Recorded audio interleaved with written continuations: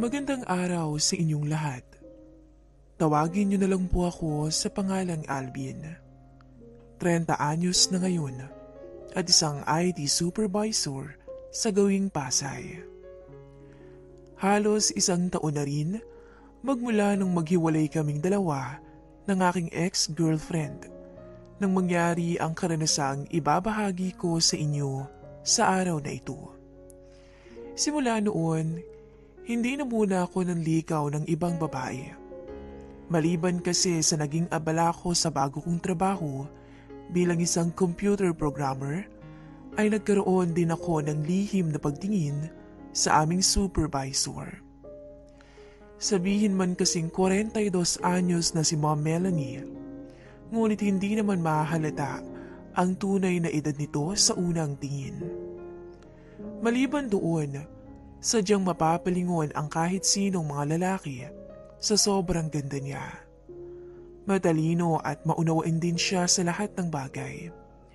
Minsan napapatulala nga kami sa tuwing pinapakita nito kung gaano kalawak ang kaalaman niya sa trabahong ginagawa namin. Sino ba namang lalaki ang hindi magkakagusto sa tulad nito, hindi ba?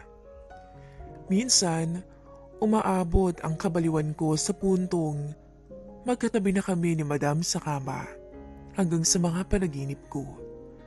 Madalas ko rin siyang palihim na pagmasdan sa tuwing nagugulat ako sa mga damit na sinusuot niya nitong nakaraang buwan.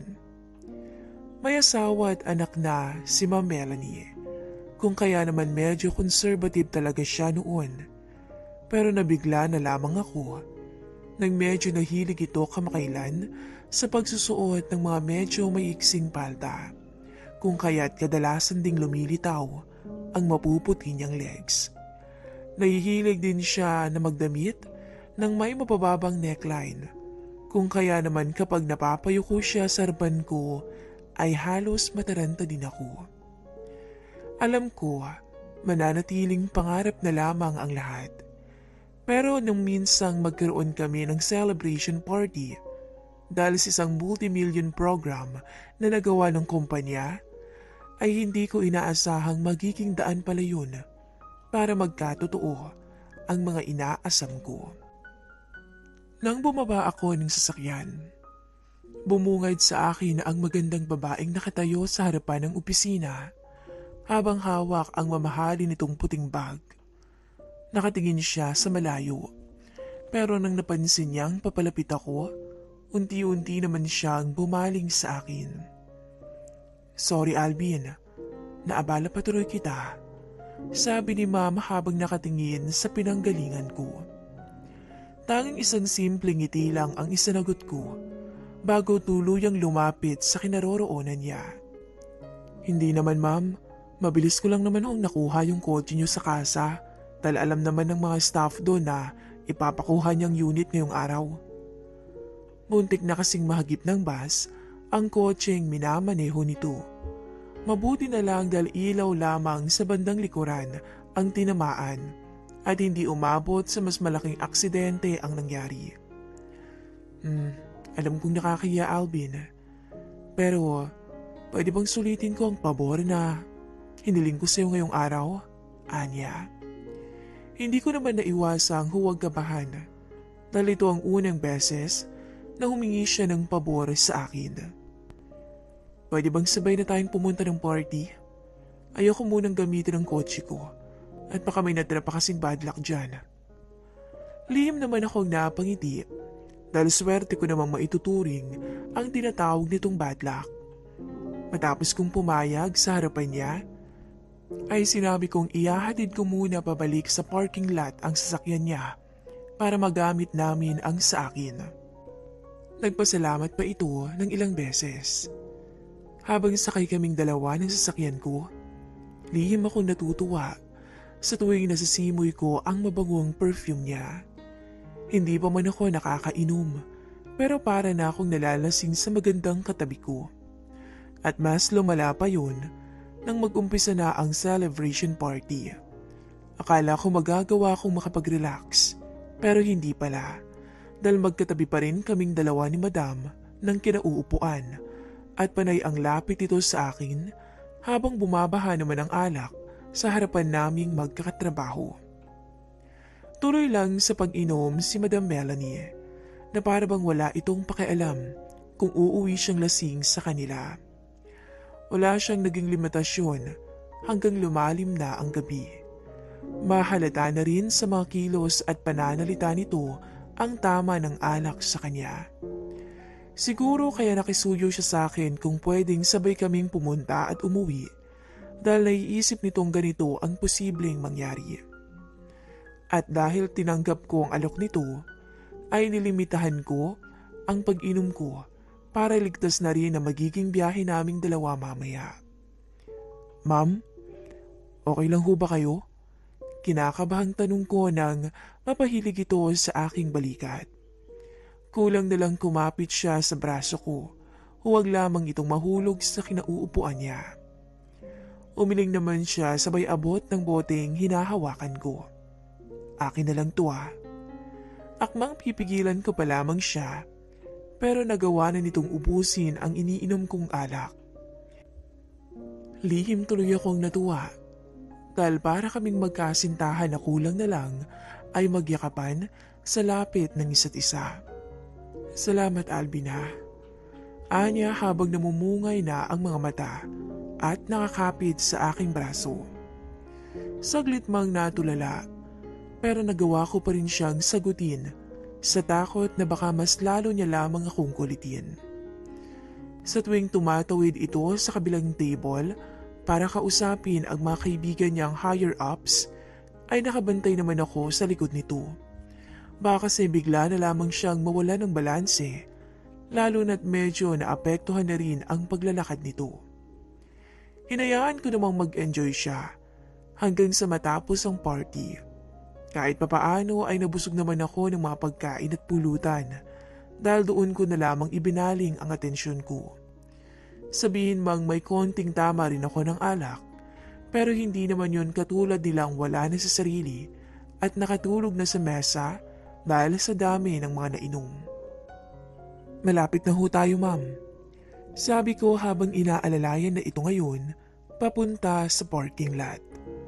Hindi naman siya sumagot sa akin.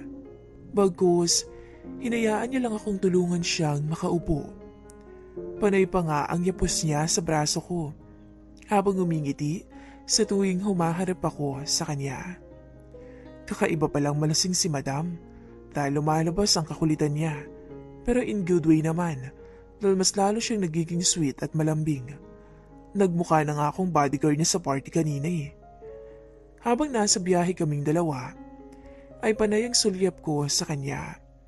Parang di kasi ito mapakali habang nakaupo. Ilang beses pa nitong sinabing naiinitan daw siya. Gusto ko manggawa ng paraan, pero hanggang doon na lang talaga ang lamig ng aircon ng sasakyan ko. Ma'am, may problema ba? Sinamantala ko ang red light para malaman kung bakit parang hindi mapakali si ma'am, pero hindi siya sumagot sa akin. Gusto niyo bang dumaan muna tayo ng coffee shop para kahit papano mawala yung tama ng alak? Suwestyon ko sa kanya, pero bumuntong hininga na lamang to habang hinihilot ang kanyang sentido. Ikaw ang gusto ko, hindi kape. Pwede ba yun? Nakangiti nitong sambit. Sa tono pa lang ng boses nito, alam kong may kahulugan na ang sinabi niyang biro sa akin. Sige ho, ako na. Ako nang bahala sa kape nating dalawa. Sabi ko pa tsaka nagkunwaring natatawa kahit wala namang nakakatawa sa takbo ng usapan. Akala ko hihinto na siya. Pero mas lalo niya akong kinulit kaya halos mawala na ako sa focus sa pagmamaneho. Ayaw mo ba talaga Alvin?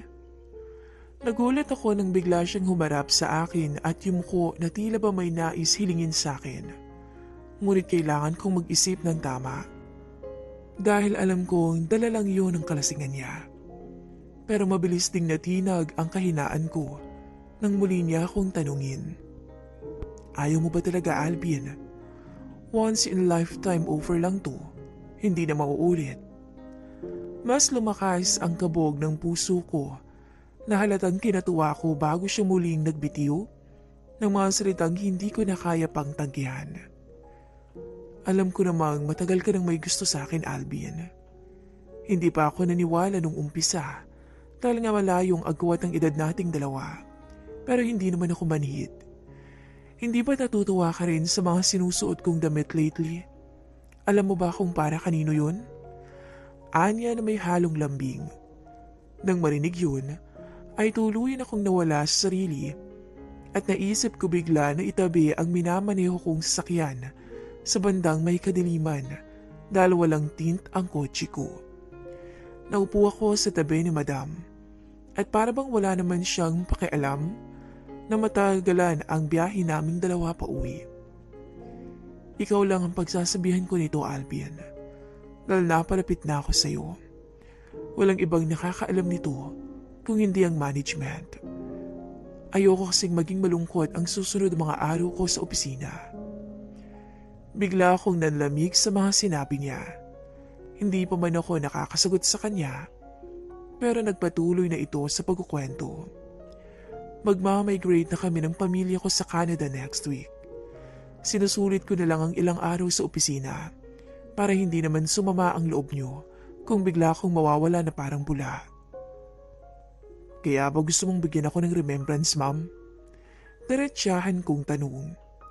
Hindi ko na inalis ang tingin ko sa kanya dahil talagang nagulat ako sa balitang sinabi nito.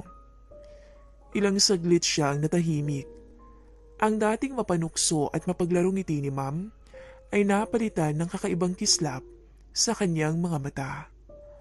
Umiling siya sa harapan ko, dahilan para magtaka ko. Kung hindi remembrance ang gusto nitong ibigay sa akin ngayong gabi, ano? Hindi ba pwedeng ako ang humihingi ng remembrance galing sa'yo, Alvin? Anya tsaka unti-unting lumapit. Biglang lumakas ang paghinga ko.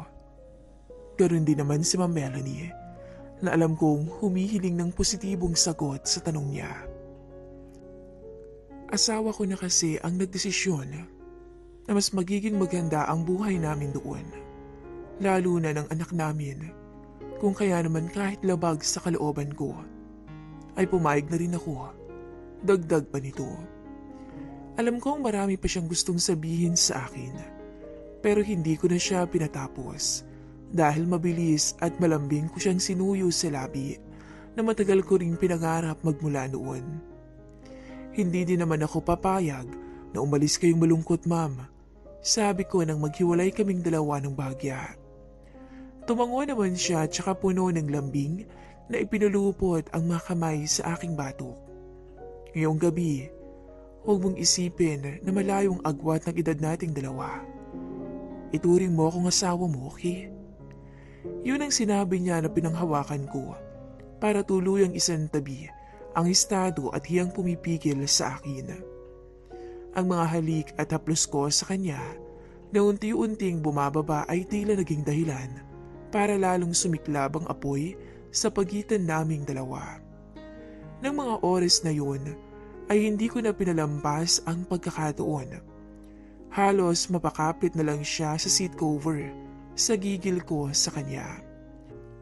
Walang ibang bukambibig si Madam kung hindi ang pangalan ko habang nakatingala sa bubong ng kotse ko hanggang sa tuluyang umuga ang kotse sa hindi maawat na sandali namin ng boss ko.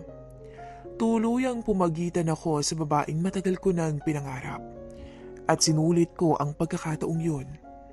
Sabihin man kasing nagawa kong makasama ng isang gabi ang babaeng matagal ko nang inaasam, ay alam kong ito naman ang una at huling beses na may mamamagitan sa aming dalawa. At sa huli, ay sa kandungan ko siya tuluyang nawala ng ulirat nang matugunan namin ang pangangailangan ng isa't isa. Dahil nga pinangunahan ako ng lungkot nang umalis si Ma'am Melanie, ay wala akong ibang ginawa ng mga oras na yun kung hindi magtrabaho ng magtrabaho. Hanggang sa hindi ko namalayang ako na ang pumalit sa nabakante nitong posisyon sa office. Nitong nakaraang linggo ay nagkaroon ng lakas ng loob na tingnan ko ang social media account niya. Matapos mabanggit ng kasamaan kong babae na mukhang pinaglihian daw ako ni ma'am bago siya umalis ng ibang bansa.